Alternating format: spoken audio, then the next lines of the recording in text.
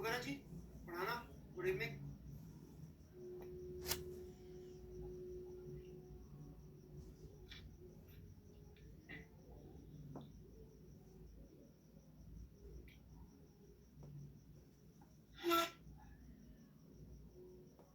तो मैं अभी आऊंगा उस टास्क तक, तब बात करेंगे। कॉपी कर लिया, अच्छी बात है, पर अभी मुझे जरूरत है उसकी।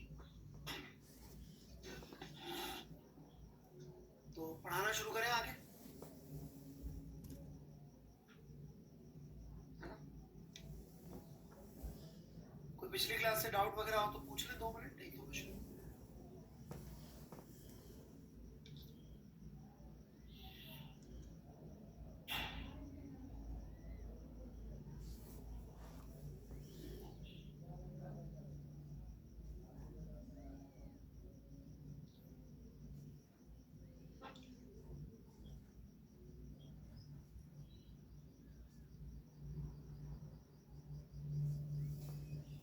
ठीक है, मैं शुरू करता हूँ। तो रिजिड बॉडी क्या होती है ये हम बात कर चुके थे, राइट? और सारे पार्टिकल्स की ओमेगा सेम होती है, बात कर चुके थे। एक और इंटरेस्टिंग बात करके रिजिड बॉडी के बारे में फिर हम लोग आगे बढ़ेंगे, ठीक है?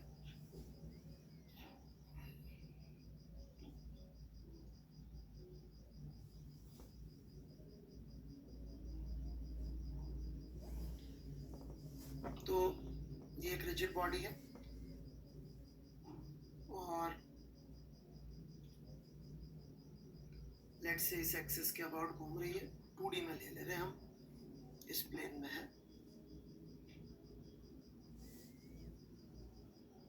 ये पॉइंट ए है, राइट?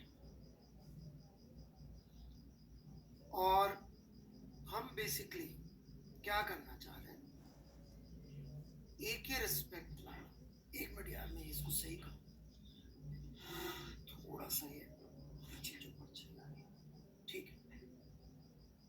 हम ए के रिस्पेक्ट में जो ये रिजिड बॉडी घूम रही है ओमेगा से, इस पे जो पॉइंट ए है इसके रिस्पेक्ट में बाकी पॉइंट्स की एंगुलर वेलोसिटी जानना चाह रहे हैं कि ए के रिस्पेक्ट में रिजिड बॉडी पे मौजूद जो बाकी के पॉइंट्स है इनकी एंगुलर वेलोसिटी क्या होगी। ठीक है, बात समझ में आती है सबको? जैसे कि मैं करके दिखाता हूँ पहले सिंपल काम के लिए। जैसे ए के रिस्पेक्ट में ओ की निकालनी है एंगुलर वेलोसिटी, तो कैसे निकलेगी देखिएगा। देखिए जी, ये ए जो है यदि ओ से r1 के डिस्टेंस पे है तो ये ओमेगा r1 से ये आगे जा रहा होगा, लेकिन ए के रिस्पेक्ट में यदि हम देखेंगे तो ये वाली वेलोसिटी तो होगी नहीं, ए तो खुद ही रुक गया, उसको ओ इधर जाता हुआ दिखेगा ओमेगा r1 से। और तो velocity of O S seen by A would be velocity of O as seen by A का perpendicular component upon line joining। ये होती है डेफिनेशन। एंगुलर वेलोसिटी अपन ने ऐसे रिलेट करी थी, लीनियर वेलोसिटी से, याद होगा आप लोगों को। तो ये तो आ गया ओमेगा r1 और डिस्टेंस आ गया r1। तो we reach to a interesting proposition कि O के रिस्पेक्ट में A भी ओमेगा से घूम रहा है और A के रिस्पेक्ट में O भी ओमेगा से ही घूम रहा है।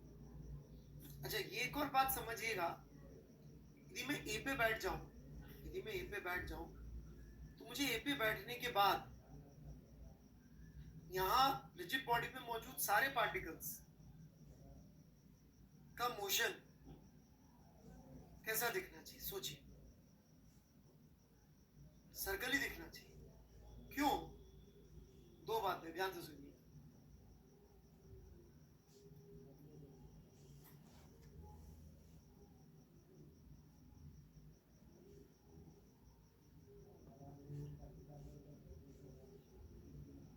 ए और बी की वेलोसिटी तो सेम हो नहीं सकती, रिजिड बॉडी पे कोई भी दो पार्टिकल की वेलोसिटी सेम हो ही नहीं सकती, क्योंकि यदि सेम दूरी पे होंगे तो डायरेक्शन अलग हो जाएगी, डायरेक्शन सेम करूंगा तो दूरी अलग हो जाएगी,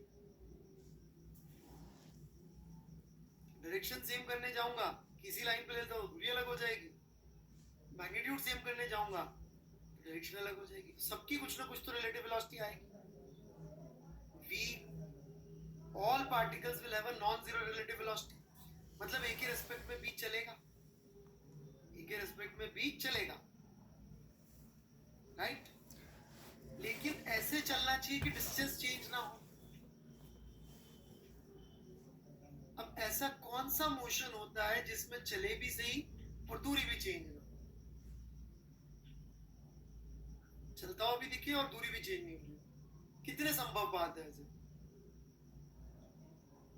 एक ही बात है, circle, only circle, nothing else. मतलब एक ही रिस्पेक्ट में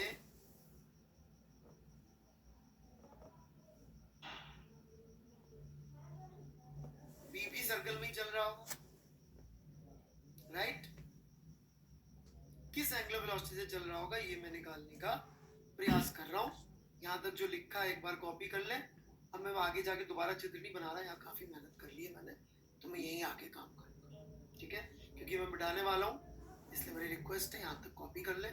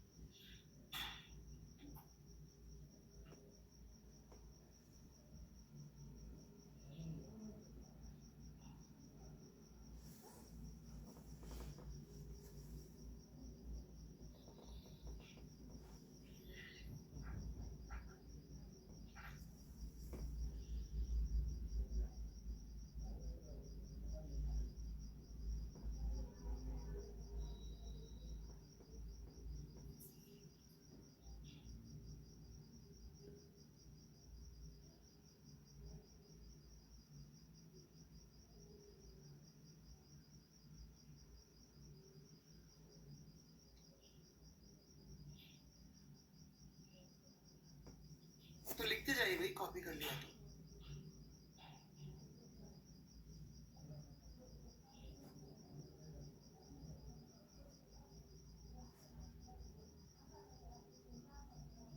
साथ साथ लिखते जाइए, ऐसा कुछ भी नहीं।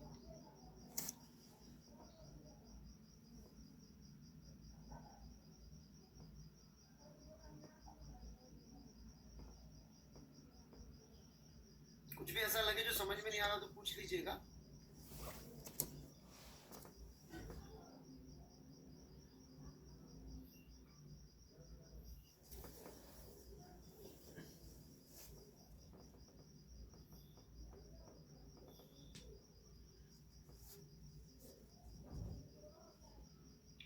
तो velocity of b with respect to a would be velocity of b with respect to a का perpendicular component upon ab, right?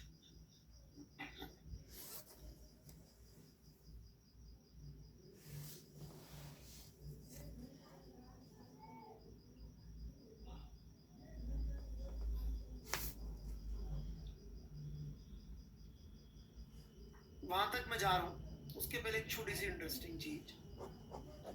Perpendicular component तो मैं लिख ही दूंगा लाइन जॉइनिंग के। अलोंग लाइन जॉइनिंग वाले कंपोनेंट देखिएगा जरा क्या है। अलोंग लाइन जॉइनिंग वाला कंपोनेंट देखूंगा तो आ रहा है omega r2 cos 90 minus theta 2 minus omega r1 cos 90 minus theta 1। ये आ रहा होगा VA velocity of B with respect to A parallel to the axis, parallel to the line joining, which makes it omega into R2 sin theta 2 minus R1 into sin theta 1। और शायद आपको दिखता हो कि r2 sin theta 2 would be equal to r1 sin theta 1. नहीं दिखता है, zero हो गया ना ये. a by sin a is equal to b by sin b वाला फट्टा, साइन रूल. Yes, sign. क्या ऐसा आना चाहिए था? क्या कैसा आना चाहिए था?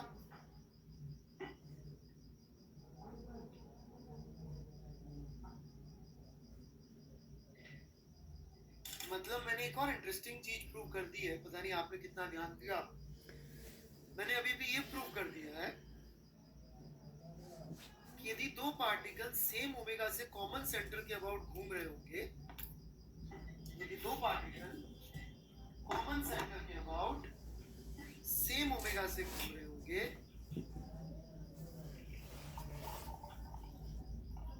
तो वो रिजिड बॉडी की तरह बिहेव करेंगे. रिजिड बॉडी की तरह बिहेव करेंगे का मतलब क्या हुआ कि उनके बीच की दूरी चेंज नहीं होगी.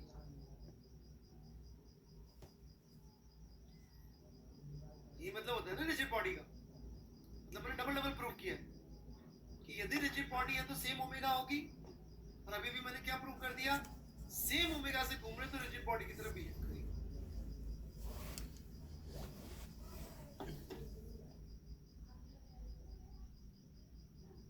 सेम ओमेगा से घूम रहे तो उनके बीच का डिस्टेंस चेंज नहीं हो सकता. They will behave as a rigid body. तो ये भी आप याद रख सकते हैं. Very nice, beautiful idea. मैं आगे बढ़ता हूं. अब मुझे परपेंडिकुलर कंपोनेंट ऑफ वेलोसिटी चाहिए.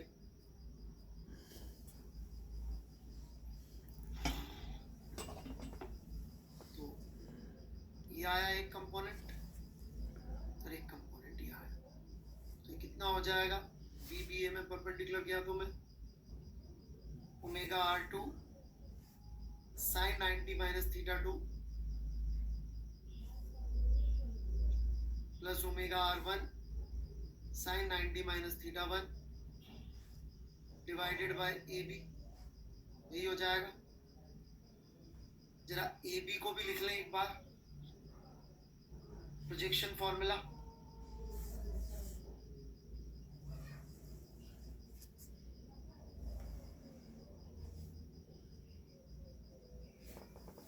hence omega of B with respect to A क्या आ गया? Simply omega. मतलब A पे बैठ जाऊं तो मुझे O ही ओमेगा से घूमता हुआ नहीं दिखेगा. सिर्फ A पे बैठ जाऊं तो A से मुझे पूरी रिजिड बॉडी ओमेगा से घूमती दिखेगी.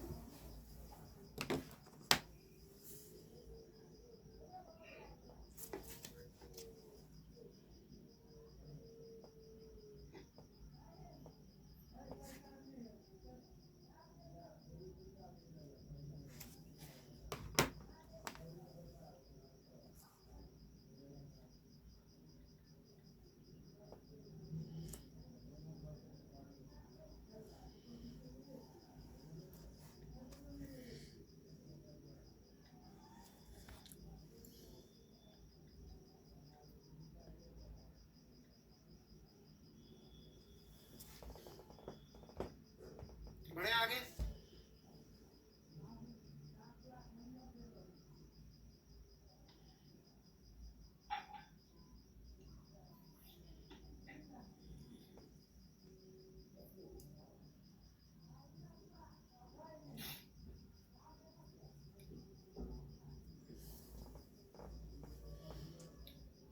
In fact, this makes us say something much more. कि मुझे रिजिड बॉडी के सारे पार्टिकल्स की ओमेगा सेम है तो पता है ही सही पड़ गया है, परंतु मुझे स्पेसिफाई करने की भी जरूरत नहीं कि रिजिड बॉडी की एंगुलर वेलोसिटी किस पॉइंट के अबाउट बोलूं. क्योंकि यदि मैं सिर्फ ये बोल के भी छोड़ दूं कि ये रिजिड बॉडी 3 रेडियन पर सेकंड से घूम रही है, तो वो बात रिजिड बॉडी के सारे पॉइंट्स के लिए सही. इसलिए एंगुलर वेलोसिटी, एंगुलर एक्सेलरेशन बोलते हुए हमें एक्सिस आइडेंटिफाई करने की जरूरत नहीं होती. क्योंकि नहीं आइडेंटिफाई करें तो मतलब क्या कह रहे हैं कि रिजिड बॉडी के सारे पॉइंट के about it is same. In fact rigid body की एंगुलर वेलोसिटी इंडक्शन का मतलब, एंगुलर वेरिएबल्स का मतलब उसी के पॉइंट्स के अबाउट होता है. बाहर के पॉइंट्स के अबाउट नहीं होता ट्रू, या तो एक्सिस या उस पे लाइन करना चाहिए। रिजिड बॉडी की ओमेगा का अर्थ ही एक्सिस या उस पे लाइन पॉइंट्स के अबाउट ही होता है। And when I say omega I mean theta and as well as alpha.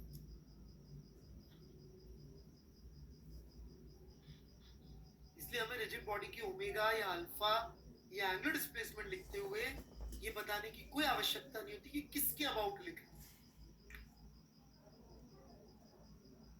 It is same for all the points lying on the rigid.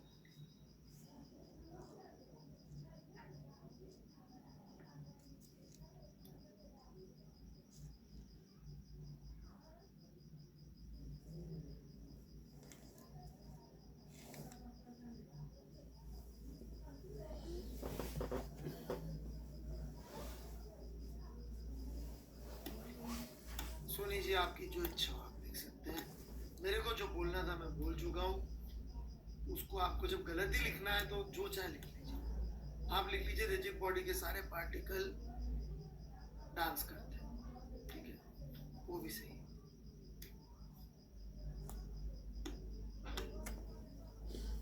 ठीक है, सांबा करते सांबा करते वो लिख लीजिए। जब मैं बोलूँ कुछ आपको लिखना कुछ और है तो क्या मतलब और लगा देते हैं उसके आगे कि आप यही बोल रहे थे। कई बार तो मैं खुद कन्विंस हो जाता हूँ कि मैंने ये तो नहीं बोला था कहीं।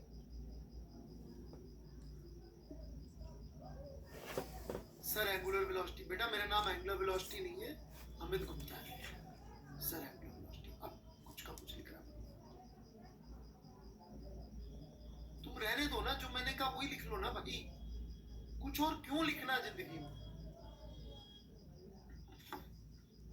सो आई होप सबको समझ में आ गया होगा। एक बार और बोल देता हूँ सोनी जी के लिए।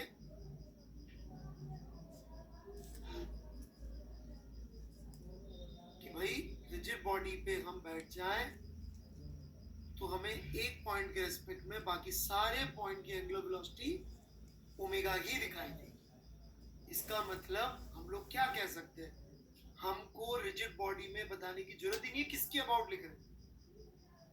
हम किसी के अबाउट भी लिखे वो सेम ही आएगी।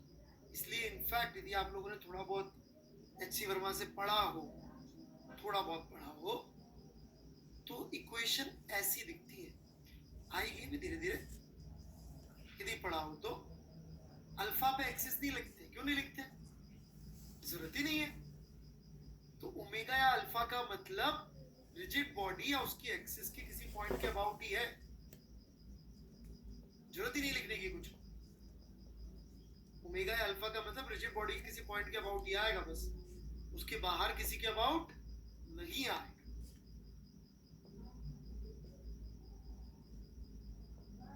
बढ़े आगे।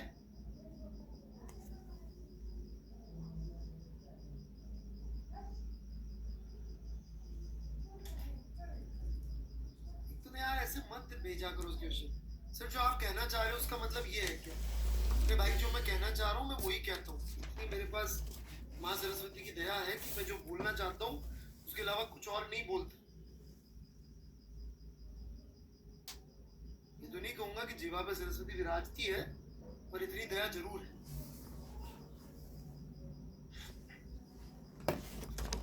कि I'm not at loss of words when I want to say something। कि मैं कहना चाहता हूँ कि फला फला आदमी जो है थोड़ा सा है, तो फिर मेरे को ऐसा नहीं बोलना पड़ता। मैं बिल्कुल एग्जैक्ट डिस्क्राइब कर सकता हूँ कि बहुत ही वाहियात, नालायक, जाहिल, गंवार, जो भी उनमें से है ना आप चूज करना चाहें, मतलब सिचुएशन के हिसाब से मैं लगा सकता, राइट।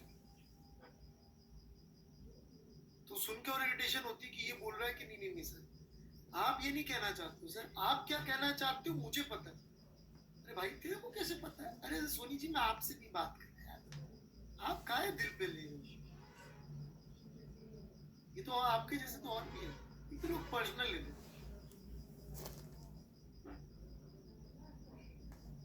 है ना।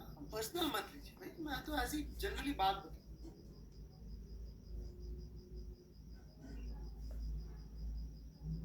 आकाश शरण जी आप भी कोई डाउट पूछेंगे ना तो है ना, रोस्ट से भी बुरा होता है कीमा, कबाब में काम आता है।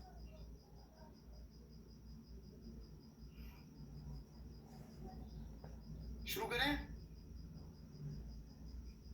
सो now what I am going to do, ध्यान से सुनिएगा।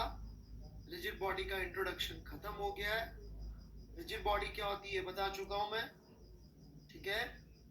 और एक लॉ बता चुका हूं, torque external is equal to DL system by DT.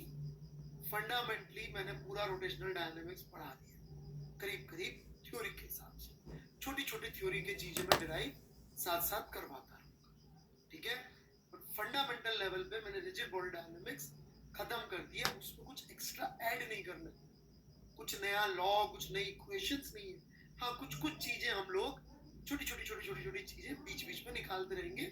Major काम हमारा हो चुका है, बस एक टास्क बचता है, इन दोनों आइडियाज को कंबाइन करके। कौन दोनों आइडियाज को कंबाइन करके? Torque external is equal to DL system by DT plus rigid body को मैं जब साथ साथ लगाऊंगा और थोड़ी सी मेहनत करूंगा तो मैं यहां तक पहुंच जाऊंगा। और सबसे ज्यादा सवाल इसी इक्वेशन पे होते हैं, इन्फॉर्चुनेटली इतने ज्यादा होते हैं कि सारी दुनिया पहले पढ़ाती है आई, फिर पढ़ाती है ये इक्वेशन, फिर एंड में कभी पढ़ाती है ये।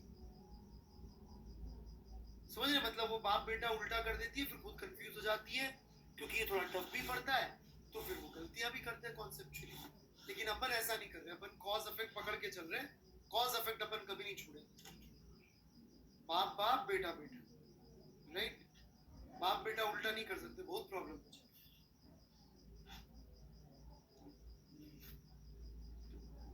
है ना। तो पिताजी अपन के समझ में आ गए।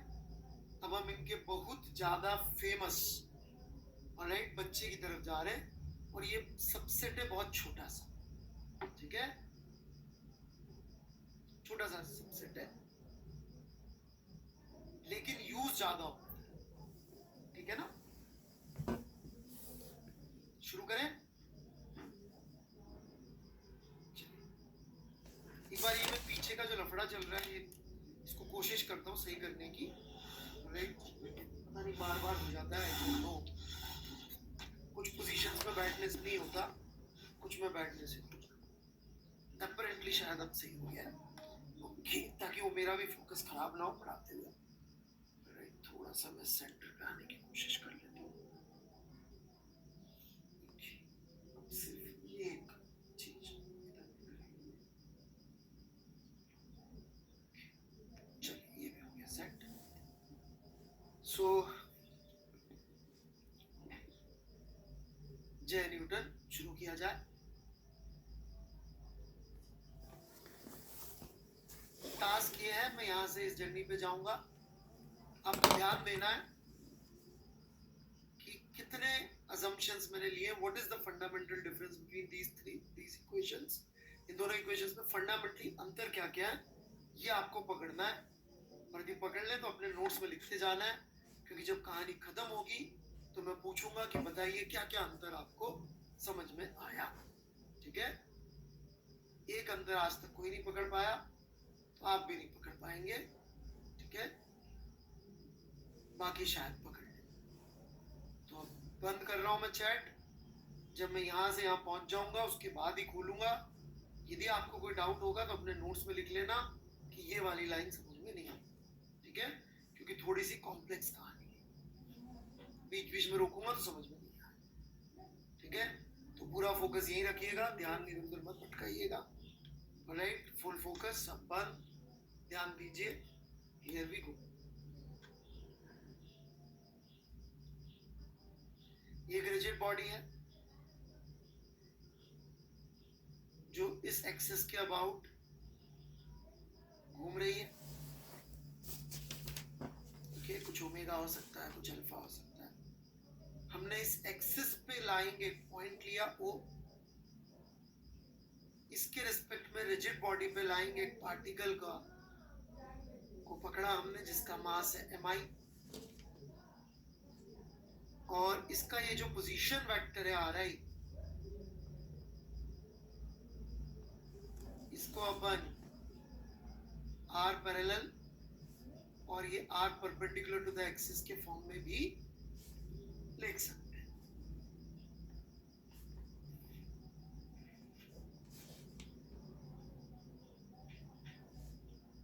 सो R I is R parallel, I भी जोड़ना है जोड़ दीजिए, बट अब इतना कितना लिखूंगा सबसे, एंड प्लस आर परपेंडिकुलर, कोई बड़ी बात नहीं।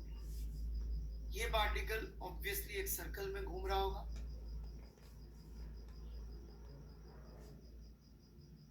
राइट। इसकी स्पीड जो होगी, मेरे ith पार्टिकल की स्पीड, वो ओमेगा इंटू आर परपेंडिकुलर होगी, क्योंकि जिस सर्कल में घूम रहा है उसकी रेडियस आर परपेंडिकुलर है, राइट। ओमेगा सबकी सेम होती है, इस स्पीड से ये अंदर की तरफ जा रहा होगा। यदि मुझे इस ith पार्टिकल का एंगुलर मोमेंटम लिखना है, तो वो R I cross M I V I होगा,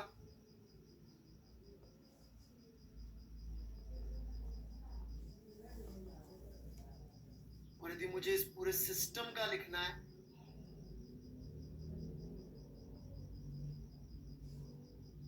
तो वो इन समेशन एल आई का सम हो जाएगा। ठीक है, फिलहाल हम एक की बात कर लेते हैं, फिर सिस्टम पे आएंगे। आर आई के दो टुकड़े कर दिए मैंने, R perpendicular plus R parallel plus R perpendicular cross M I V I,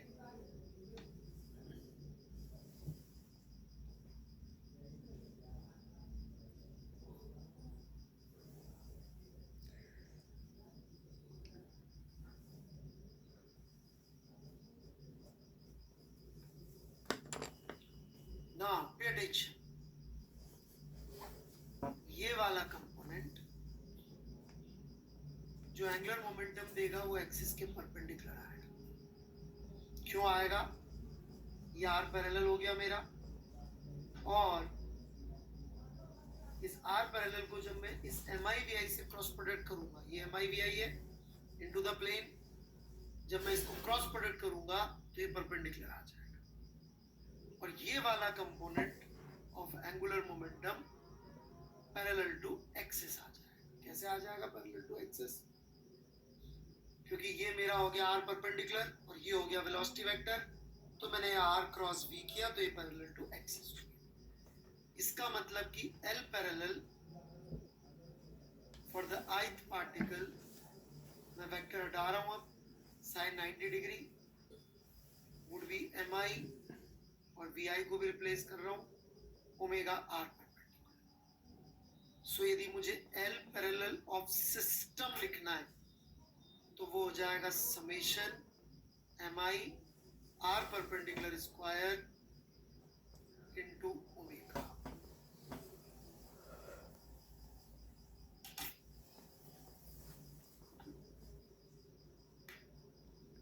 I am almost there,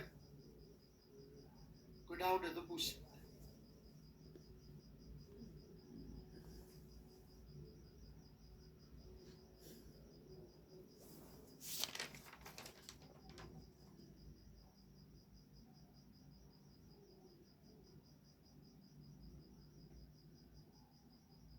बेटा सीधा हाथ यूज करिए शशांक शर्मा जी, मैं क्या करूंगा उसमें।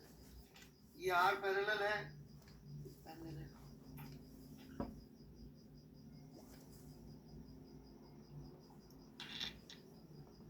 ये वेलोसिटी है, आर पैरेलल क्रॉस वी करेंगे तो परपेंडिकुलर टू एक्सिस आएगा, R perpendicular parallel to V cross V पर करेंगे तो पैरेलल टू एक्सिस आएगा, आर परपेंडिकुलर क्रॉस वी, सीधा हाथ यूज करिए भाई।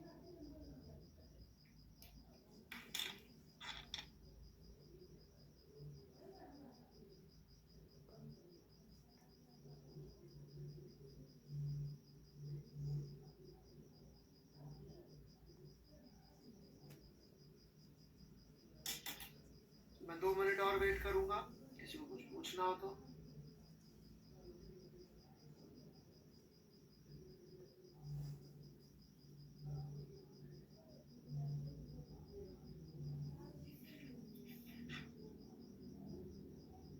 ये सब कुछ फिक्स एक्सिस के लिए ड्राइव कर रहे हैं हम लोग, एक्सिस डायरेक्शन चेंज नहीं कर सकती है, नहीं तो सब गलत हो जाएगा। हाँ जी, एक्सिस पे कहीं पे भी हो सकता है वो भंडारी जी। मैं अंदर बनाता तो आप पूछते बाहर हो सकता है क्या?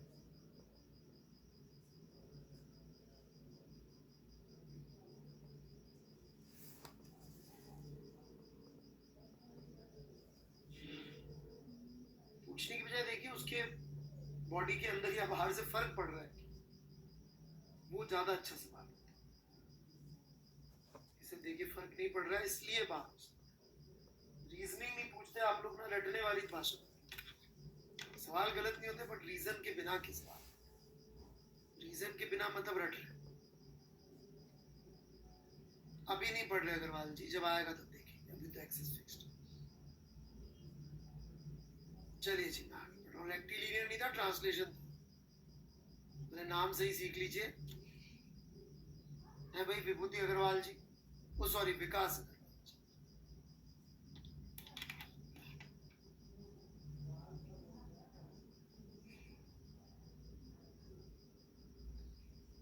बढ़ू मैं आगे।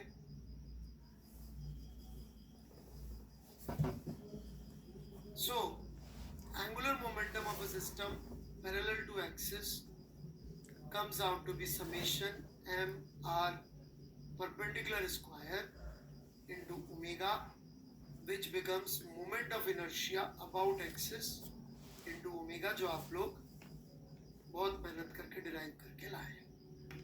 And if I differentiate this on both sides, this side I get dl parallel of system by dt, and this I get I axis d omega by dt. So that is I axis into alpha. And this side becomes torque parallel to the axis and external. This is the equation widely used in rigid body. Moment of inertia यदि आपने थोड़ा बहुत भी मेहनत करी है तो आपको पता होगा कि क्या चीज है, राइट? तो जनरली हम सिर्फ एक्सिस लिख के छोड़ देते हैं, along axis means parallel, right?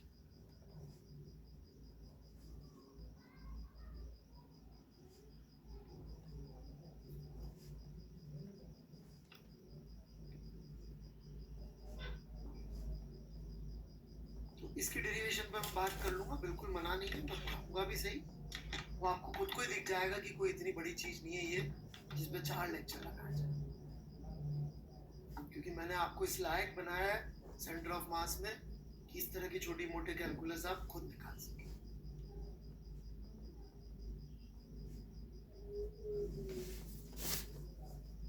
तो मेरा काम खत्म हो गया, आप लोगों का काम शुरू होता है। कोई डाउट हो तो पहले पूछ ले, सिर्फ डाउट लिखेंगे चैट में, फिर उसके बाद मैं चैट बंद करूंगा, फिर आपको याद दिलाऊंगा एक काम दिया था।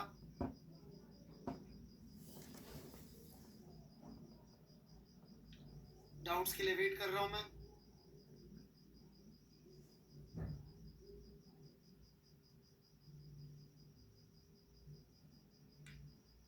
ओके, अब what I want you to do is this,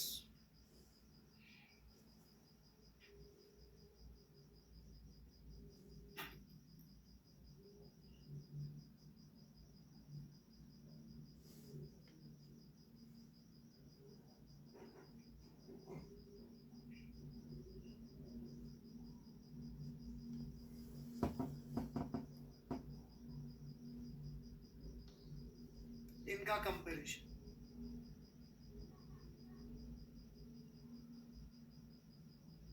start.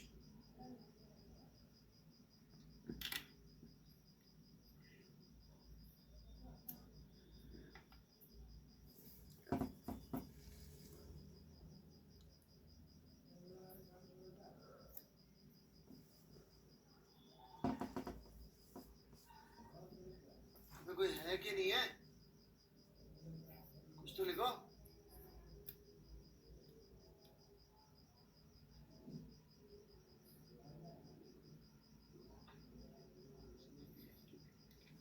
Chat में भी लिख सकते हैं।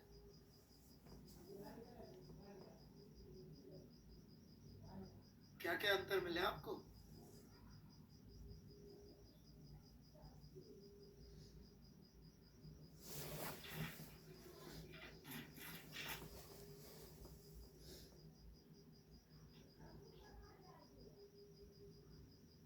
Very good mister Ali, very nice Shifat Ali. अभी रुक जाइए, मैं पहले एक पॉइंट समझा दूं फिर दूसरे पे आता हूँ। यहाँ पे टोटल टॉर्क है, टोटल टॉर्क वेक्टर। यहाँ पे only component of torque along axis,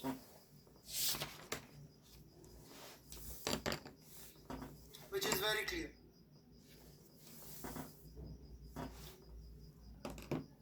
यहाँ पे पूरा टॉर्क आ रहा है, यहाँ पे सिर्फ एक्सिस के अलॉन्ग वाला कंपोनेंट आ रहा है।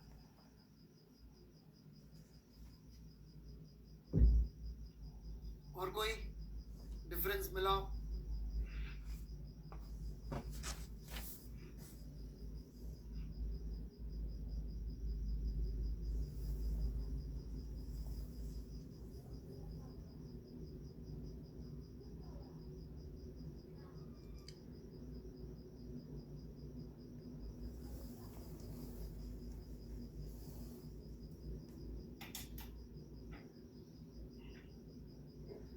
वेटिंग। क्या हो गया, सारा ऊपर से निकल गया क्या भाई लोग?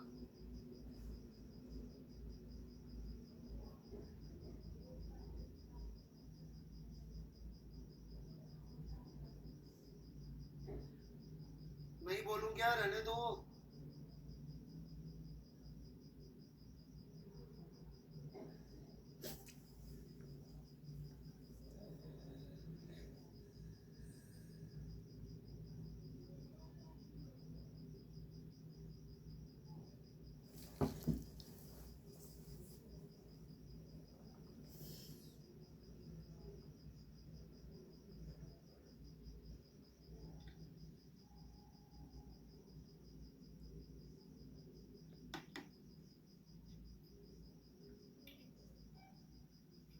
थोड़ा सा शिफत अली जी क्लियर नहीं लिख पा रहे हैं आप।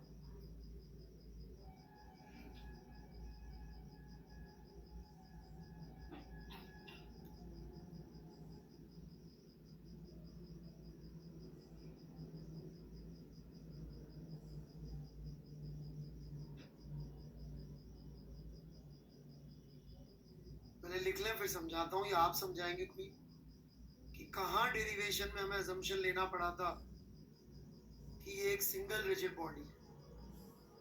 किसी भी सिस्टम के लिए वैलिड है, ये सिर्फ सिंगल रिजिड बॉडी के लिए। डेरिवेशन में कहाँ लेना पड़ा था ऐसा अजम्पशन?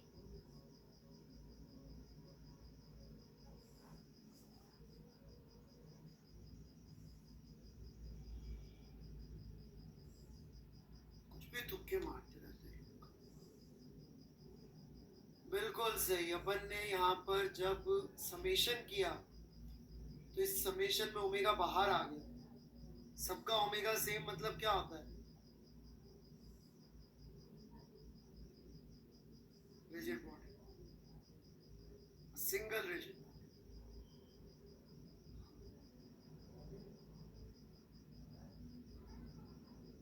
बाकी लोग भर भर के तुक्के मार रहे, दिल की आवाज के बिना रहा नहीं जाता। अच्छी बात है, आर्टिस्ट बनेंगे।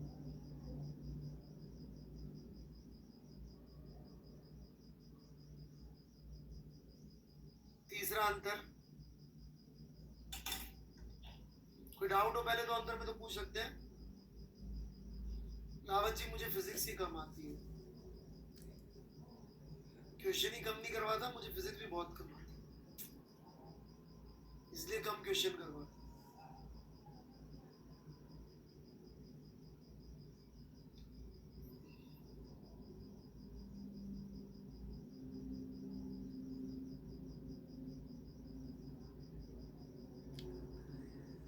रावत जी, इसे जेई का एग्जाम किसको देना है अपन दोनों में से?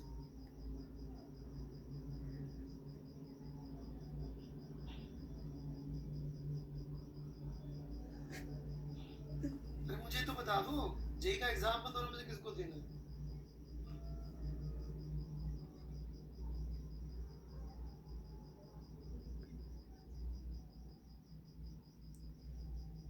ऑलराइट, तो उसके लिए क्वेश्चंस की प्रैक्टिस किसको करनी पड़ेगी?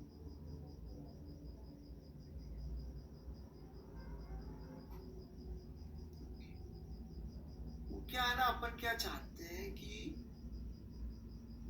वो जो अपने लिए, जो अपने से मेहनत करनी है, वो मेहनत कोई और कर दे, कोई और पहले हमें कंफर्टेबल कर दे, फिर अपन कर लेंगे। वो पहली गलती करने का डर कि गलत हो गया तो इसलिए अपन क्या चाहते हैं ना कि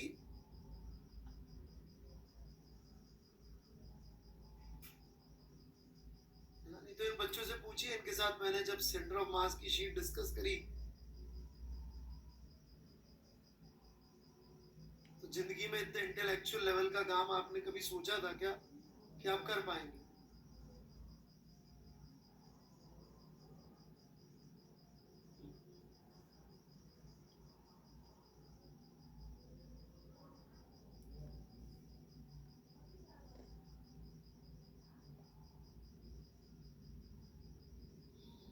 नहीं चैटर्जी, दोनों सिर्फ इनर्शियल फ्रेम में ही वैलिड है, क्योंकि दोनों में फिजिकल टू एम लग रहा है। दोनों valid only for inertial frame unless pseudo force का टॉर्क लिखो।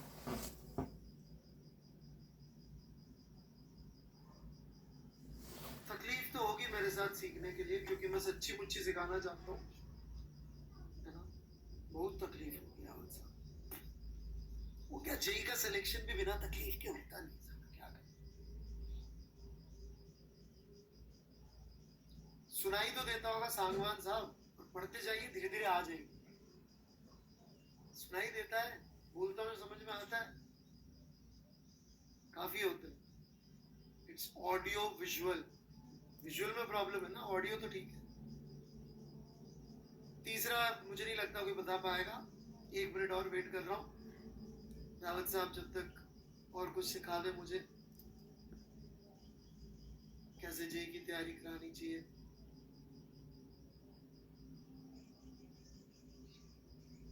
बीस सवाल करवा रोज टीचर, टीचर यदि 20 सवाल रोज करे ना, मजा आ जाए। मेरे को क्या, जब मैंने जिम ज्वाइन किया था, अब तो जिम बंद है, तो मुझे भी यही लगा यार, ये ट्रेनर तो कुछ कर नहीं रहा है। मुझे बोलता है तुम वजन उठाओ 50 किलो 40 किलो, एक्सरसाइज करो। मैंने कहा भाई तू भी तो कर, तू तो कुछ कर ही नहीं रहा, मुझसे ही करवा रहा है सब चीजें। रावत जैसा मेरे लिए यार, ये तो कुछ करता नहीं, बोलता रहता है तुम ऊपर नीचे करो, इसको खींचो, उसको पटको, इसको इधर करो। सही आदमी नहीं था, खुद कुछ नहीं करता।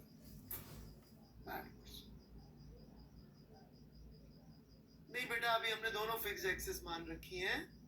चलिए झा साहब, नाइस ट्राई एवरीवन, इसका जवाब आज तक कोई नहीं दे पाया। ऑलराइट,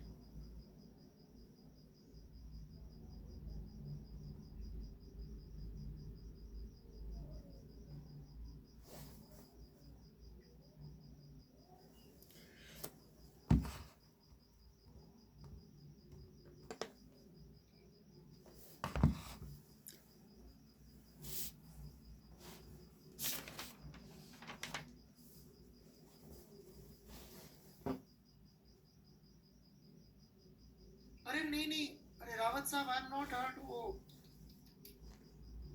अरे यार, आई एम नॉट हर्ट बेटा, all I am saying is you are misguided. You will be wasting your 2 years searching for people जो आपकी जगह मेहनत कर रहे होंगे। मेरे क्यों फर्क नहीं पड़ रहा बेटे? ओहो, must be written about, valid from all inertial points, must be written about inertial points lying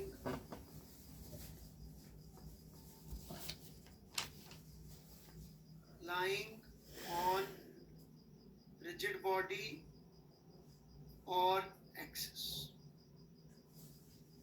alpha का मतलब बाहर से नहीं होता, पंखे की ओमेगा अल्फा का मतलब जो है वो सिर्फ पंखे पे बैठ के हो सकता है। बाहर से हम कह जरूर देते हैं पर वो दिखती नहीं।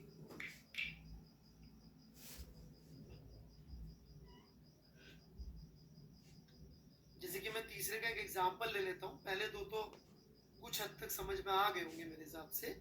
तीसरे का मैं एक एग्जांपल ले लेता हूँ, इनडायरेक्ट एग्जांपल। सॉल्व तो नहीं करूंगा मैं अभी, मैं एक एग्जांपल ले लेता हूँ क्योंकि देखो जब आगे करूंगा तब ये डिफरेंस दिखेगा।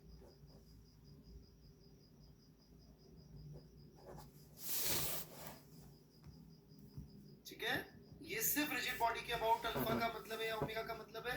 यहाँ पे चूंकि अल्फा ओमेगा कुछ है ही नहीं तो ये किसी भी पॉइंट के अबाउट लिखी जा सकती है। ये डिफरेंस है मूल।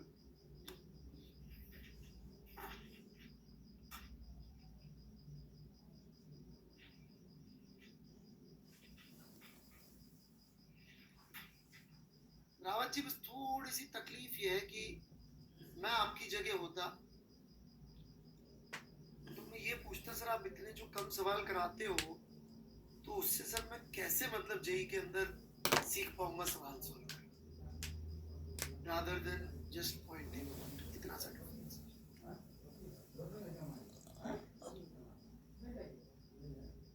एक्सिस का अल्फा, बेटा एक्सिस का अल्फा नहीं है करण यहाँ पे attention must be written about है।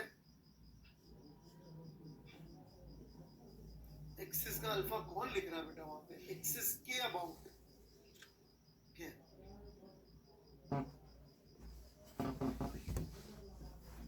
रावत साहब अपने से बड़ों से बात करते सोचना तो चाहिए, बाकी आपकी मर्जी, डिपेंड करता है आपने क्या सीखा क्या नहीं सीखा।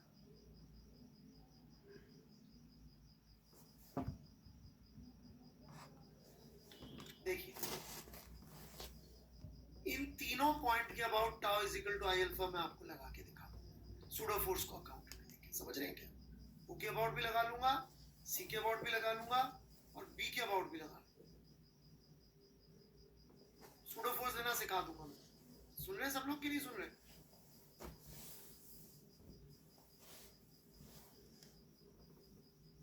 लेकिन जैसे ही मैं ए के about tau is equal to I alpha लगाऊं आंसर गलत आ जाए। जबकि torque is equal to DL system by DT,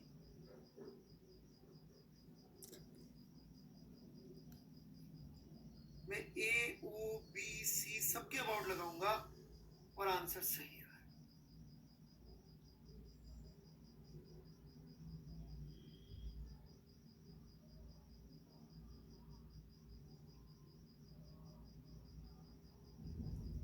ये समझ में आया? रिजिड बॉडी के बाहर कहीं, ठीक है ना, ये एक रॉड है, दरवाजा है, कुछ भी है, टॉप व्यू से देख रहे, ठीक है, या साइड व्यू से देख रहे, वो इंपॉर्टेंट नहीं।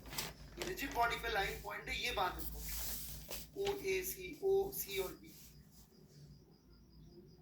ऐसा क्यों होता है? ये भाई अभी ये समझा रहा था मैं तीसरा पॉइंट, तब अग्रवाल जी इंटरनेट कट गया था क्या, या आप कट गए थे इंटरनेट से, मतलब लेक्चर से? ये तीसरा पॉइंट इसी विषय में था भाई साहब।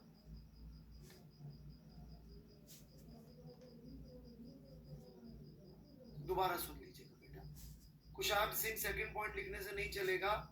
सेकंड पॉइंट ये लिखा हुआ है, valid only for, valid for any system, valid only for single rigid body. Second point मतलब पढ़ के सुनाना है आपको, कुछ पूछना है? जब हमने इसको यूज किया था तो उस समय सिस्टम पे कोई रिस्ट्रिक्शन थी क्या? जबकि इसको डिराइव करते हुए रिस्ट्रिक्शन थी कि हमने सबके लिए ओमेगा सेम मान लिया। That's all.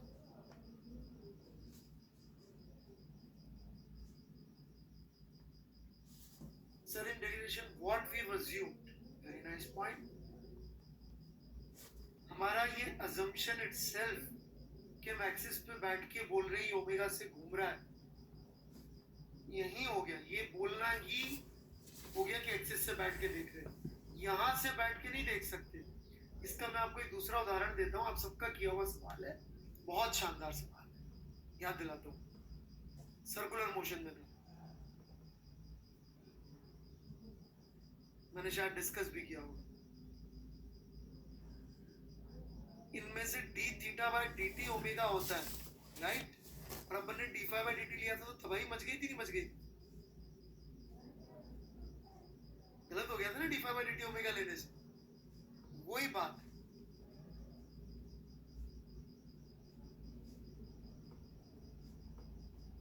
बहुत अच्छा सवाल था झा साहब, मजा आया।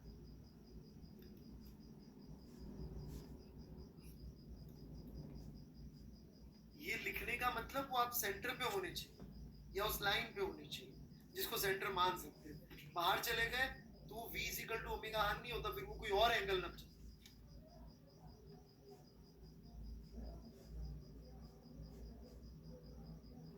इसलिए रिजिड बॉडी पे लाइंग होगा तभी इसका मतलब है। रिजिड बॉडी के बाहर जाते ही वो मतलब ही करता।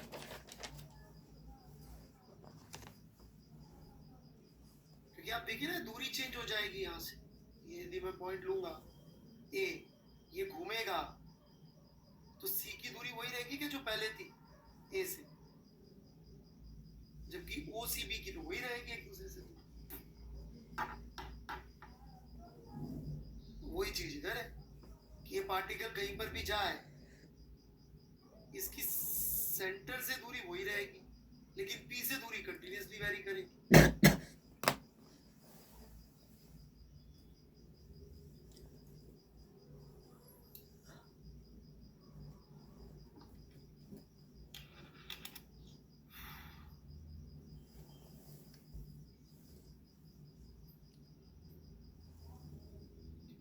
सो आई एम डन। एक दो जो एग्जाम्पल कराता हूँ वो करा दूं, नहीं तो लोग उधर भी इमोशनल कर देंगे मुझे। अरे पर याद आया, अभी तो मोमेंट ऑफ इनर्शिया भी पढ़ाना है, सॉरी। तो एच सी वर्मा से मोमेंट ऑफ इनर्शिया वाला टास्क ले लें पहले, तभी यूज कर पाऊंगा इसको, है ना? ठीक है।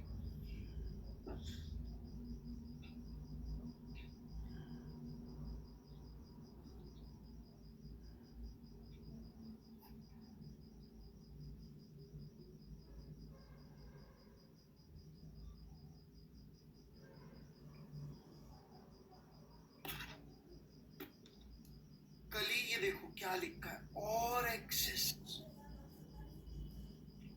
फोकस बेटा फोकस।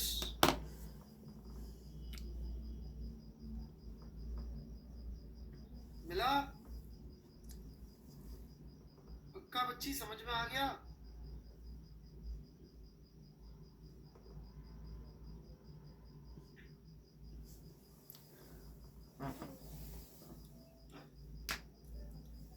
और कुछ?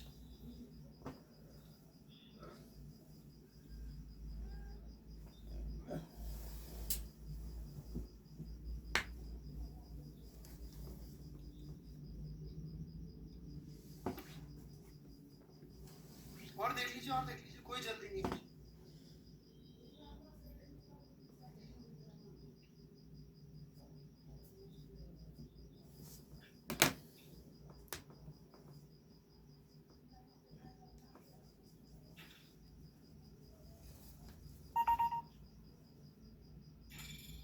यार मैंने पहले ही कहा मैं लड़कियों को नहीं डांटूंगा यार, क्या है? राहुल सोनी होता तो बच्चियां वैसे इतनी कम होती है इसमें पढ़ाई में, आईआईटी वगैरह की तैयारी करने में, इसमें क्या है यार? तुम भी अपना नाम राहुल की जगह रिद्धिमा रख के आ जाओ, कुछ नहीं कहूंगा मैं। मैंने कहा कर लो अपना नाम चेंज, मैं तो खुल्लम खुल्ला बोल रहा हूँ।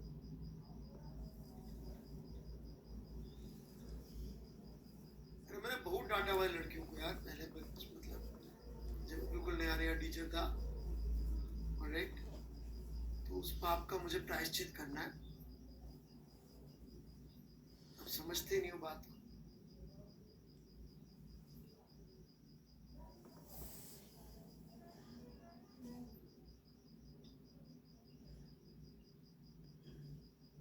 बताया तो सही, भेदभाव पहले मैंने उल्टा किया, राइट?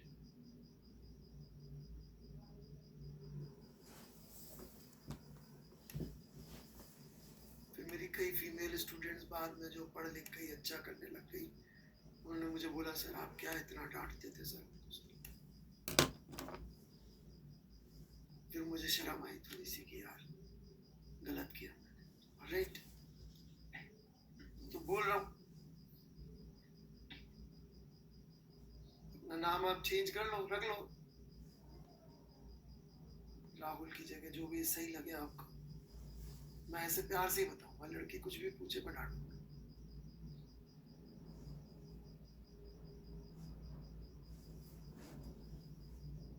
और बंगाली लड़का कुछ भी पूछे डांटूंगा। सबके कुछ ना कुछ होते यार। अरे बंगाली लड़का कोई अच्छी बात करे तो भी डांट खाएगा। और बोलो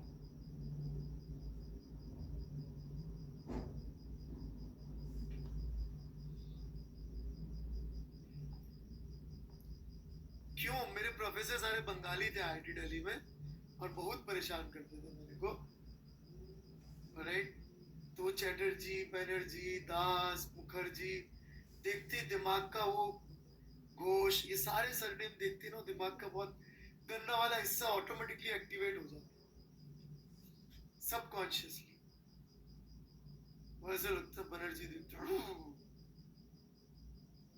राइट। वो दाढ़ी वाले, इतनी बड़ी दाढ़ी वाले बनर्जी, वो सबकॉन्शियस माइंड में वो याद आ जाते हैं। कितना पकाते थे, क्या उगल जलूल पढ़ाते रहते थे, क्या पकाया मुझे, सब बुरी बुरी चीजें एक डाउनलोड हो जाती, राइट। शुरू करें?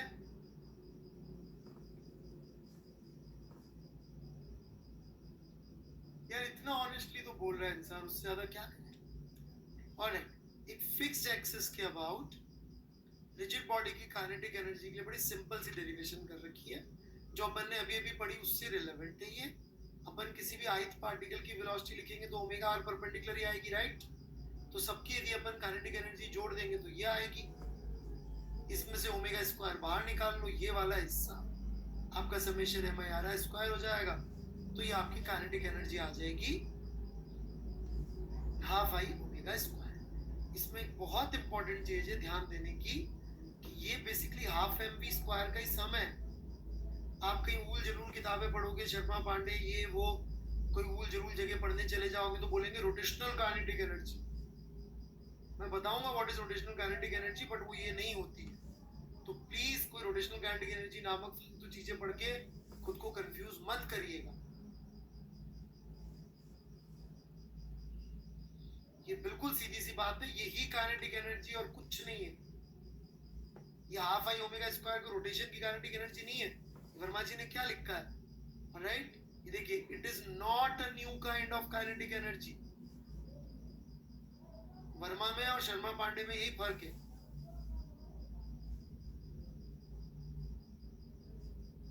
ओनली वर्मा है ना, नो पांडे नो शर्मा।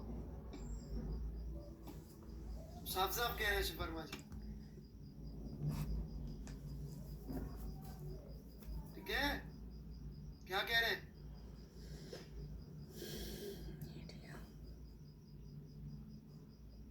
एक किताब आती है शशांक शर्मा, तुम्हारे लिए नहीं कह रहा भाई, पूरा नाम में लूंगा नहीं, पूरा नाम लूंगा तो प्रॉब्लम हो जाती है, इसलिए सरनेम तो कॉमन होता है। ज्यादा परेशान करेगा बोलूंगा पड़ोसी वाला शर्मा। समझ में आई बात? ठीक है। तो कोई नई टाइप की काइनेटिक एनर्जी नहीं है। ओमेगा रिजिड बॉडी से देखना है ना, ना रिजिड बॉडी से नहीं देखना ना भेला भाई अखन तक राइट, दिल की, ठीक है। अरे बहुत कम दे रहे बात है ना, बैठा नहीं वहां पर। चलिए आगे बढ़ो। मैं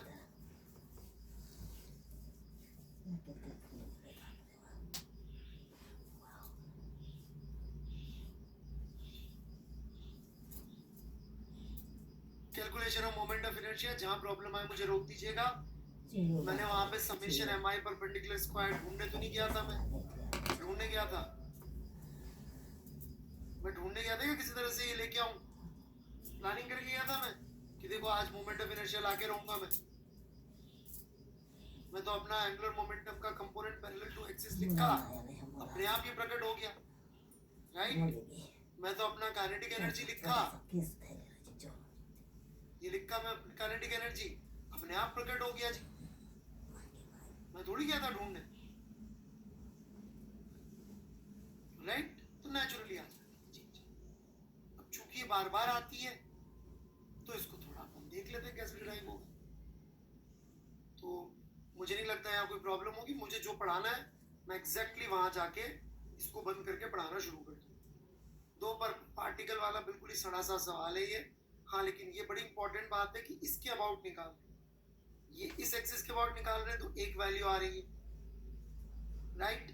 यही दो पार्टिकल्स का मोमेंट ऑफ इनर्शिया यदि अपन लोग इस एक्सिस के अबाउट निकालते हैं, m1 वाले से पास होती है के अबाउट, तो अलग वैल्यू आती, m2 से पास होती है एक्सिस के अबाउट निकालते हैं तो बिल्कुल अलग वैल्यू आ जाती, m1 वाली एक्सिस के अबाउट निकालते तो m1r स्क्वायर आ जाता, m2 वाली के अबाउट निकालते तो m2r स्क्वायर आ जाता, और कहीं कहीं इस एक्सिस के अबाउट निकाल डालते तो कितना आ जाता, ग्रीन वाली एक्सिस के अबाउट,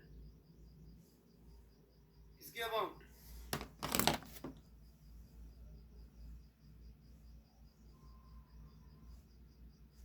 राइट। आपके इंटेलिजेंस वाला नंबर आ जाता।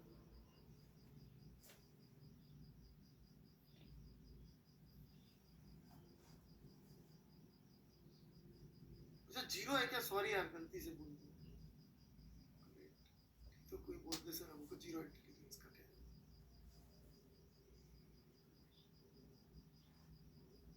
ओके, अब ये एक्सिस दे रखी है, ए का डिस्टेंस यहां से जीरो,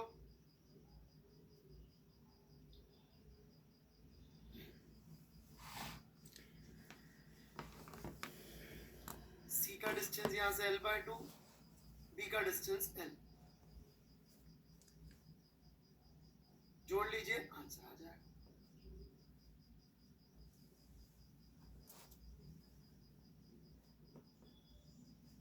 ठीक है, क्या बात मेरे ख्याल समझ में आ गई होंगी। अब obviously we need to discuss it for rigid body. Centre of mass for particle system ने निकाला जरूर था, लेकिन ज्यादा काम फिजिकल बॉडीज आती। उसी प्रकार से रिजिड बॉडी में तो ये पार्टिकल वाला कलेक्शन किसी मतलब का ही नहीं है, काम की चीज तो ये है।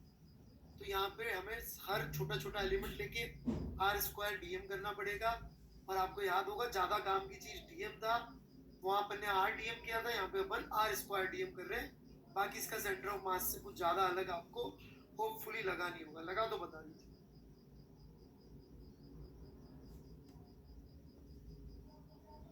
ऑलराइट,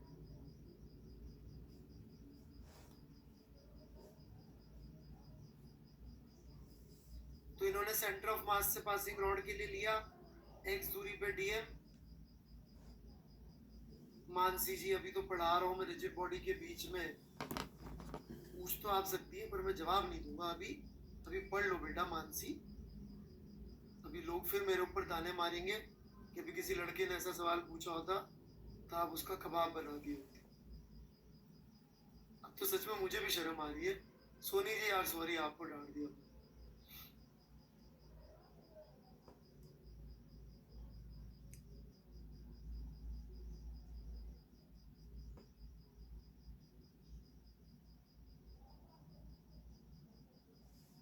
थोड़ा सा अनफेयर हो गया। तो यदि अपन छोटा एलिमेंट लेके इसके लिए लिखेंगे मोमेंट ऑफ इनर्शिया तो आ जाएगा, फिर इसको इंटीग्रेट कर दिया -l/2 से +l/2, तो ml²/12। ठीक है कि नहीं? अब वर्मा जी जो है, ये रेक्टेंगुलर प्लेट का निकालने के लिए इनको पता नहीं क्यों दोहरे पड़ गए, मुझे ऐसा लग रहा है बीच में ये क्या कर डाल रहे हैं इतना बड़ा।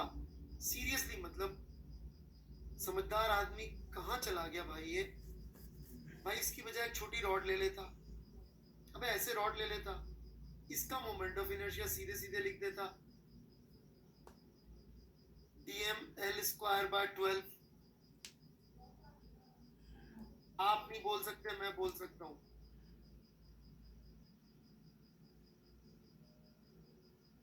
ऑलराइट, मैं रिस्पेक्ट भी बहुत करता हूं, प्यार से बोल।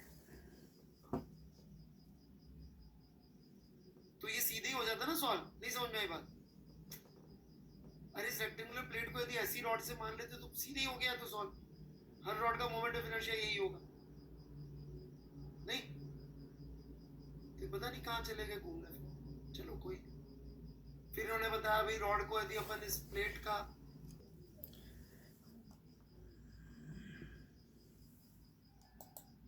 श्रीवास्तव जी खूब सारी रॉड, ठीक है हाँ, जहां तकलीफ हो वही रोक देना। सी ले लेते हैं अपन। Circular ring about its axis, circular ring की नेचुरल एक्सिस प्लेन परपेंडिकुलर होती है। इन्होंने बेचारों ने इतना सारा ब्रैकेट में लिखा भी कि भाई एक्सिस बोले तो उसका नेचुरल मीनिंग ये होता है, क्योंकि अगली बार हो सकता है सवाल में लिख के ना दे ऐसा, इसलिए। तो इसमें तो साफ साफ दिख रहा है सबका डिस्टेंस आ रही है, ठीक है कि नहीं? तो आंसर क्या हो गया? एम आर स्क्वायर, है ना जी?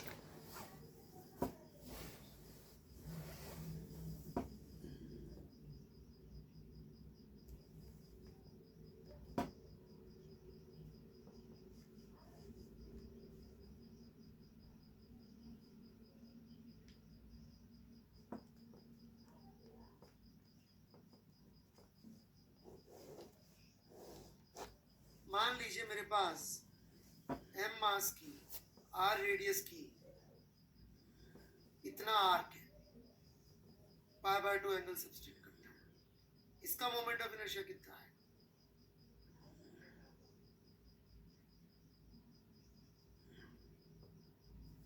मास इसका m ई r,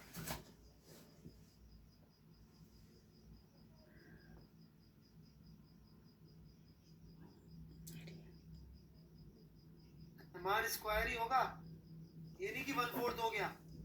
मास 1/4 होता तो देख लेते, क्योंकि सारे मासेस का डिस्टेंस तो भी आ रही है, राइट? तो पाई बाय 2 ऐसे बेवकूफ बनाने के लिए दिया था। क्लियर है सबको? चलो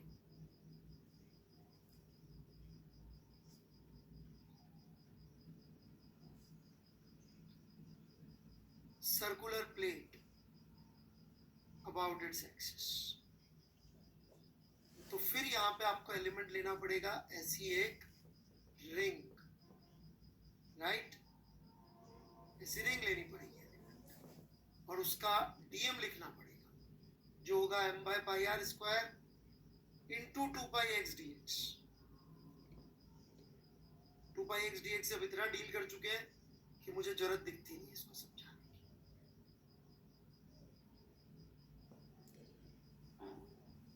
अब पता कर लेना, इस पे 4 लेक्चर नहीं लगते तो मोमेंट ऑफ इनर्शिया पे, please go and find out. मैं झूठ नहीं बोल रहा, क्योंकि वो एंगुलर मोमेंटम कोई सिखाना नहीं चाहता, तो बच्चों के समझ में आएगा नहीं। तो ये तो आ जाएगा, यही सीखो। कहीं पे घूम गया हीरा कलकत्ता में तो ढूंढो कोटा में, क्योंकि ये लाइट जब चीज घूमेगी भाई ढूंढेगे ना। तो ये इंटू एक्स स्क्वायर कर दिया अपन ने और इंटीग्रल मार दिया, तो एम आर स्क्वायर बाय 2 आ गया, राइट?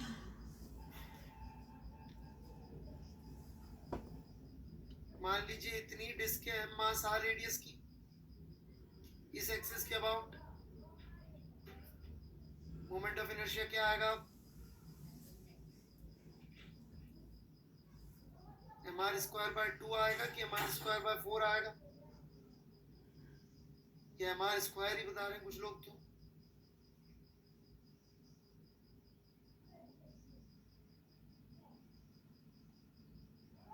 यही रहेगा, ये नहीं होगा। क्यों? क्योंकि अगेन जो हम रिंग्स बनाएंगे उन सबका वही आएगा, सारा इंटीग्रेशन वही रहेगा। ऐसे समझ में नहीं आया तो यूं समझ ले, जो इधर वाले होते हैं, राइट, इनकी प्रेजेंस की वजह होते भी सही, तब डिस्क पूरी हो जाती। चलो 2m मास का कर लेता हूँ, तो 2m मास की हो गई ना। अब 2m आर स्क्वायर बाय 2 आ रहा है पूरी डिस्क का, उसमें से ये डिस्क के इस हिस्सों का जैसा कंट्रीब्यूशन है वैसा इस हिस्सों का काटो पीटो, आगे एम स्क्वायर बाय 2। तो बहुत ही फर्जी टाइम पास चीज है ये। यदि मुझे आपको नहीं पढ़ानी ना रिजिड बॉडी, तो मैं ये पढ़ा के टाइम वेस्ट करूंगा। सारी डेरिवेशन तमीज से बढ़िया से लिखवाऊंगा। पर यार जेई में मुझे पता है क्या है,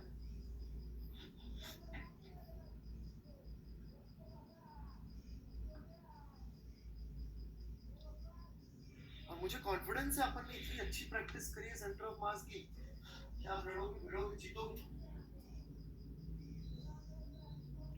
अब सिलेंडर पे टाइम पास चल रहा है, हॉलो सिलेंडर यानी कि पाइप, ये पाइप हो गया जी, है ना, पाइप भी कह सकते हैं इसको, सिलेंड्रिकल पाइप।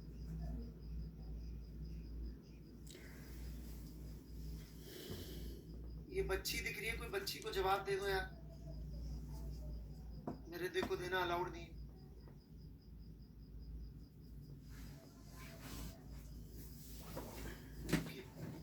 इसमें भी आप देख सकते हैं सारे मासेस का परपेंडिकुलर डिस्टेंस आ रही है, तो मोमेंट ऑफ इनर्शिया हमारा स्क्वायर ही होगा। इनफैक्ट यदि मैं बाय टू, वेरी गुड, जहां डाउट है रोक देना भाई, मैंने इसीलिए खोल रखा है ये चैट। मान लो मैं पाइप आधे क्रॉस सेक्शन का ले लूं, कोई फर्क पड़ेगा क्या? नहीं पड़ेगा, वही आंसर आएगा, क्योंकि एक्सिस से तो अभी भी सबका डिस्टेंस वही है।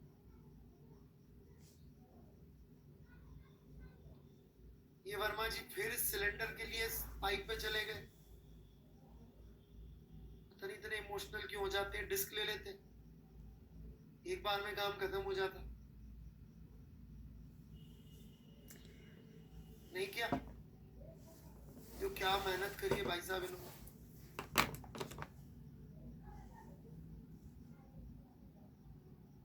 ठीक है,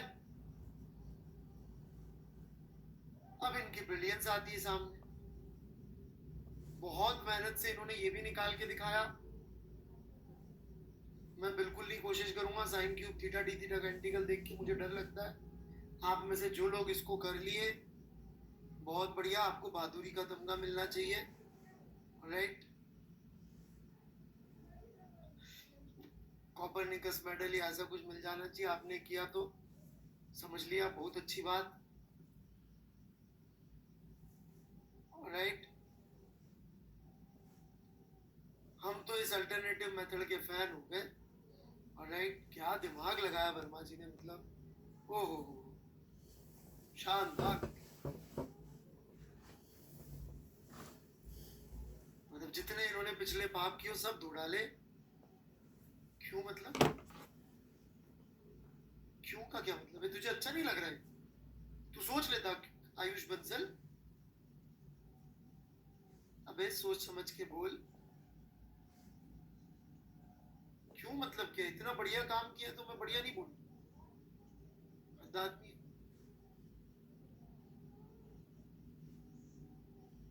तो इनका बेसिक थीम ये है कि मैं इस x, इस z, इस y, किसी भी एक्सिस, किसी भी डायमीटर के अबाउट निकालूं, सेम आएगा, right. ix would be equal to iy would be equal to iz.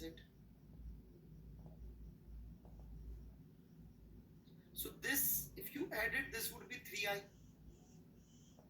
और ऐड करने गए तो बड़ी मजेदार चीज निकल आई, क्योंकि जब मैं x एक्सिस से डिस्टेंस लिखूंगा x एक्सिस से, तो उसमें x कोऑर्डिनेट किसी काम का नहीं होगा, सिर्फ y और z कोऑर्डिनेट काम का होगा।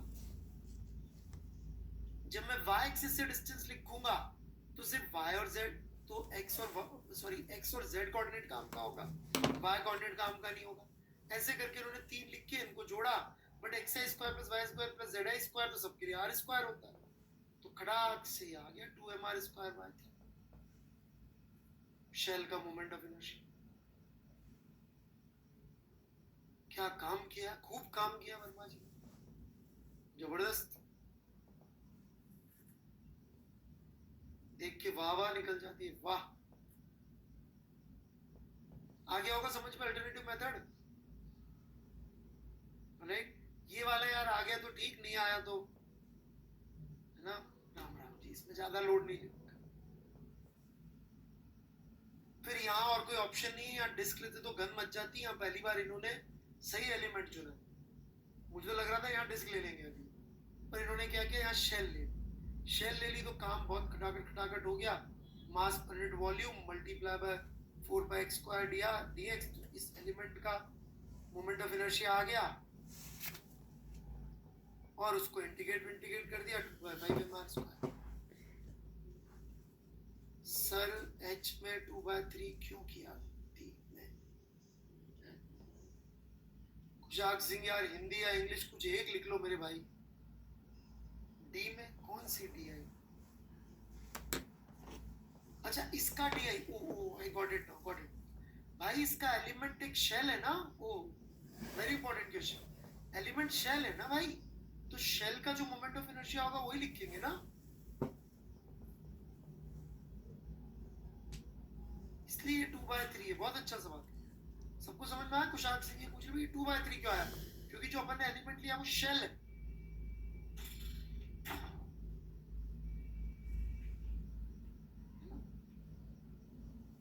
Very nice doubt. ये तो इनफैक्ट इधर भी था, ये जैसे अपन इस पे गए थे ना बेटे, रिंग में तो आते ही।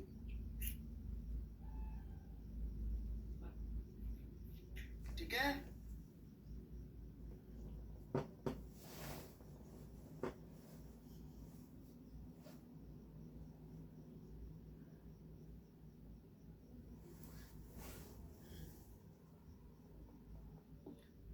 तो ये सारे मोमेंट ऑफ इनर्शिया हमने अभी तक निकाल लिए, लेकिन ये सब निकालने के बावजूद वी आर नॉट हैप्पी। क्यों? क्योंकि यदि मुझसे कोई सड़ी सी चीज भी मांग ले तो फिर से कैलकुलस की चीज पे लगना पड़ेगा।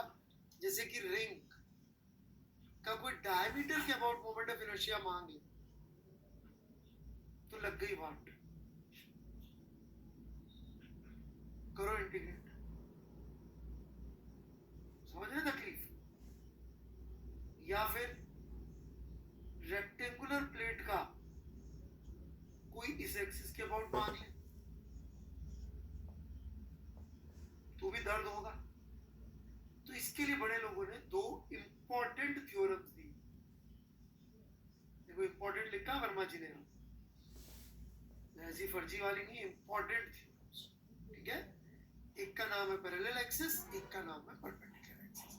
चूंकि आप बच्चों ने पेन पहले से चलाया हुआ तो इसलिए मेरे को ये इतना हमारी चीजें हो जाती है। ऐसा नहीं कि मैंने 15 मिनट में खत्म कर दी, 15 मिनट मैंने वो बातें जो इंपॉर्टेंट थी वो बता दी। और चूंकि आप लोगों ने पेन चलाया हुआ इसलिए आपको भी सिर्फ फोकस वाली बात ही पूछनी पड़ेगी। फिर भी कुछ पूछना हो तो पूछ सकते हैं, मैं 1 मिनट वेट करूंगा before I move on to the theorems.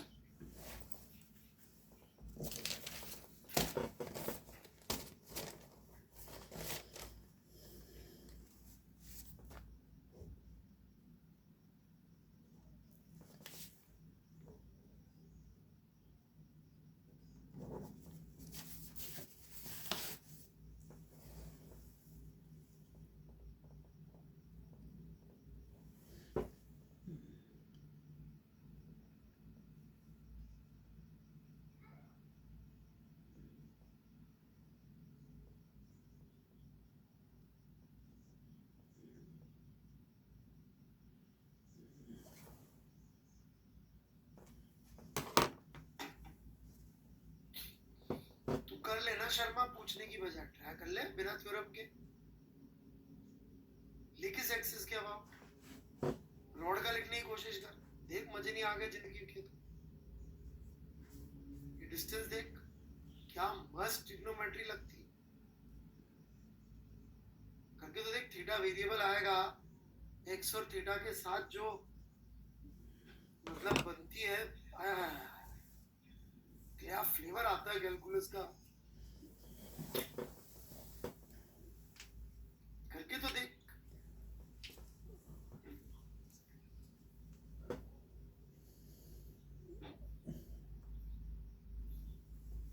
बड़े आगे, अरे ट्राई करना है ऐसे। क्या शर्मा जी शर्माते क्यों यार? लड़ो भिड़ो, अपन ऐसे कोई घबराने वाले लोग थोड़ी है। अब पूछ लिया तो भिड़ जाओ। कोई आपको बॉर्डर पे थोड़ी जाने को कह रहा हूं।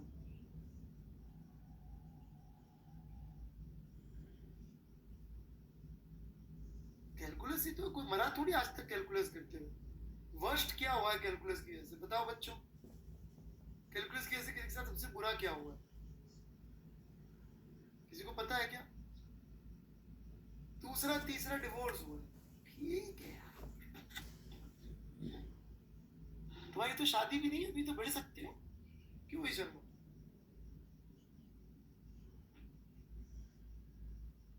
हैं? हाँ बिल्कुल करके लाना, पूछ लिया तो करके लाना।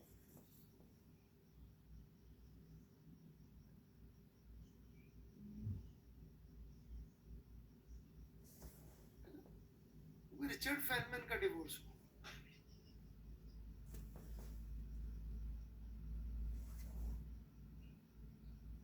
बड़े आगे, तो ये थ्योरम है, पहले थ्योरम समझ लें।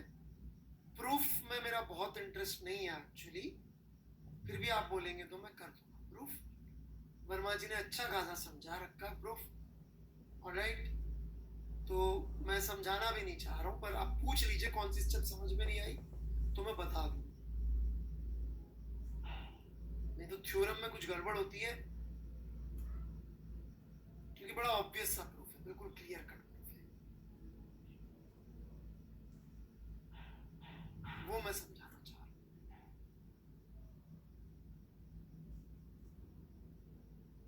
तो लेट्स गो हियर। तो थ्योरम में सबसे इंपॉर्टेंट बात ये है भाई, पहले तो दोनों एक्सिस एक दूसरे के पैरेलल होनी चाहिए और एक सेंटर ऑफ मास से पास होनी चाहिए, पैरेलल और सेंटर ऑफ मास से पास होनी चाहिए।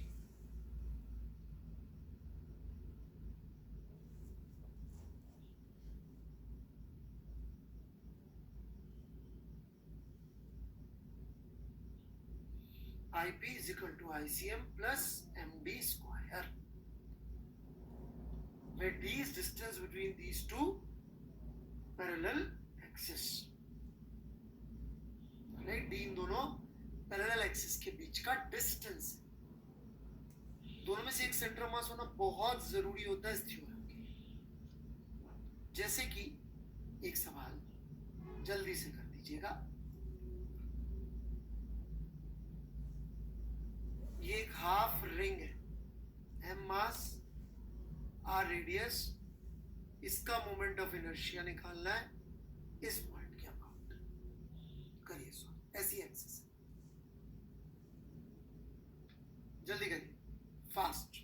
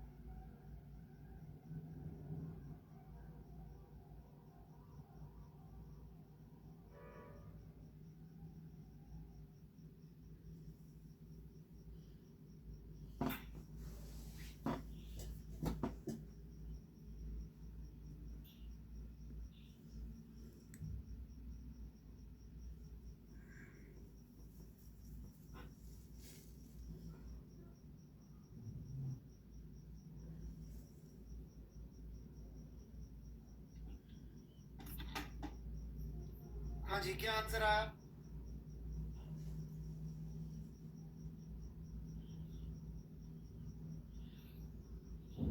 कुशाग्र सिंह, स्वास्तिक नोदिया, शुभम सेन, हमारे राहुल सोनी जी, करण बंसल। कई लोगों ने क्या दिमाग लगाया, इसको बोला P, इसको बोला C, उन्होंने कहा IC is mr square, must be equal to mr square plus mr square. But भाई यहाँ पे c का मतलब क्या है? सेंटर ऑफ मास. क्या इस रिंग का सेंटर ऑफ मास यहाँ है?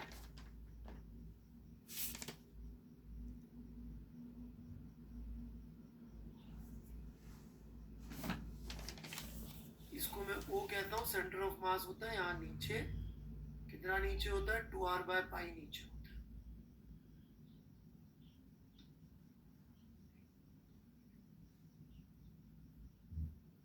कैसे सॉल्व करेंगे देख लीजिए. I O would be ICM plus m into 2r/π का square. IP would be ICM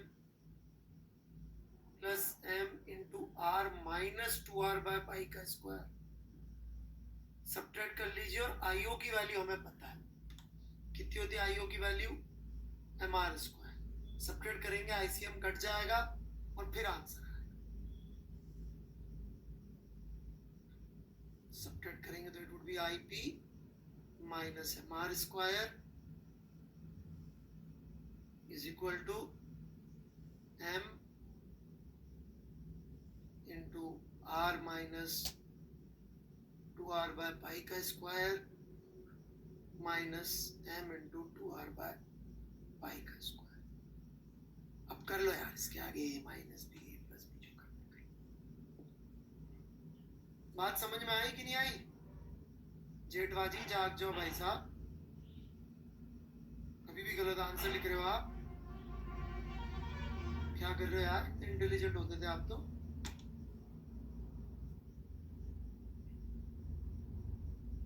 तब का आप लिख रहे हो आप. इतना कितना लैग चल रहा है भाई साहब.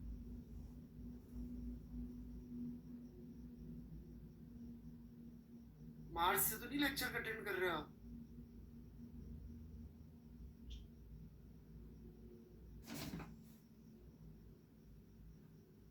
ऑलराइट.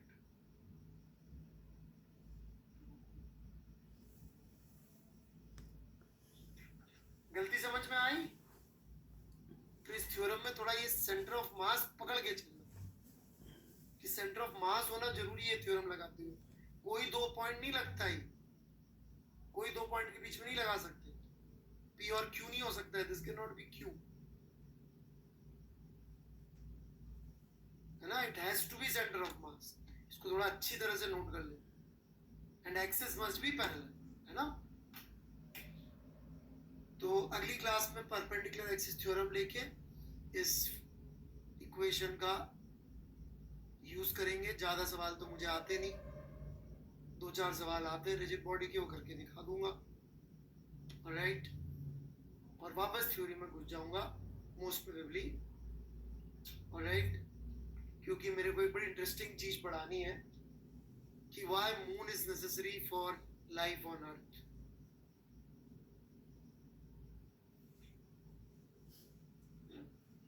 मून के बिना अर्थ पे जीवन क्यों संभव? सुना है क्या किसी ने?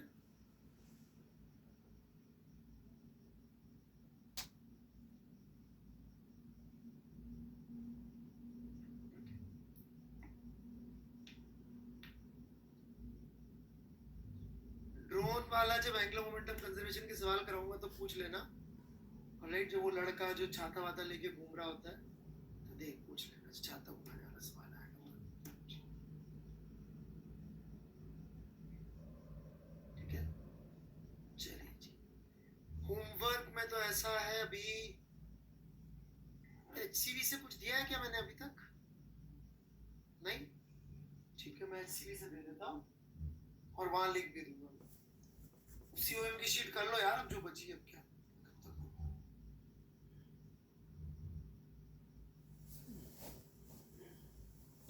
HCV से बता देता हूँ मैं.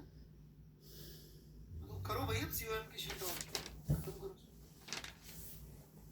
Worked out example.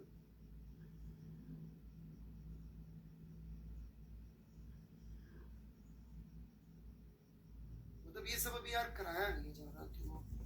पहले 4. ठीक है.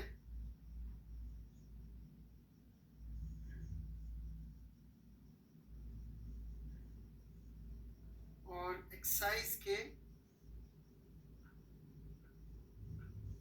इसमें ग्रेडियंस ऑफ जायरेशन वर्ड आ रहा है, वो आपने पढ़ा होगा तो समझ में आ गया होगा, तो मैं उसको मान के सवाल दे रहा हूं 20 तक। अटेम्प्ट ही करने होते हैं, वर्कड आउट एग्जाम्पल पे अटेम्प्ट, और एक्सरसाइज में 20 तक टिल 20, ठीक है। और आपको करने की इच्छा हो तो यूरोडोव से भी 2-3 सवाल दूं क्या? चैलेंज वाला एक तो दिया था मैंने यार, शायद वो किसी ने पूछा ही नहीं मुझसे वापस से आके।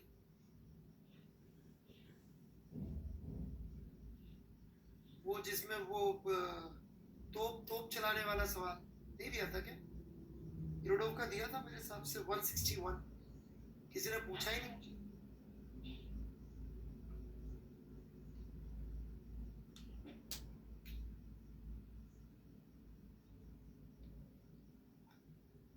दिया है भाई, दिया है, तो ट्राई करना, और क्या होता है।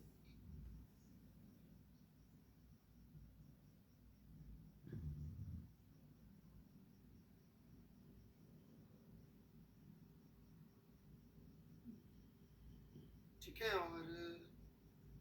और करने तो 1.187 से लेकर 1.189 और 1.191 फिगर 1.4 ज्यादा हो जाएगा यार, काफी, ये तो करा चुका मैं। ये थोड़े से क्या है, इसकी फिलॉसफी इधर उधर जा रही है, परेशान हो उससे, मतलब ये सीख रहा जा रहा है। देखो मेरा कहना ये है, यदि किसी को होमवर्क करना है, सबसे अच्छा होमवर्क बताऊं क्या है? यूरोडोव 1.192 बिना देखे 10 मिनट में दोबारा से पूरा प्लस वो delta L by delta tau T जो टॉर्क आया था कोनिकल पेंडुलम वाला, वो पूरा बिना देखे सॉल्व कर लो। आधे घंटे में ये दोनों, मतलब 20 मिनट में यदि आप ये दोनों काम कर सकते हो तो बहुत अच्छा समझ में आ गया। नंबर ऑफ क्वेश्चंस ज्यादा करने से कोई मतलब नहीं होता जब तक अच्छे सवालों को बहुत कूट कूट के समझ के ना कर। ब्रूस ली जी ने जो कहा है ना, वो बहुत बड़ी बात कही है, थोड़ा सोचेगा इस विषय, है ना।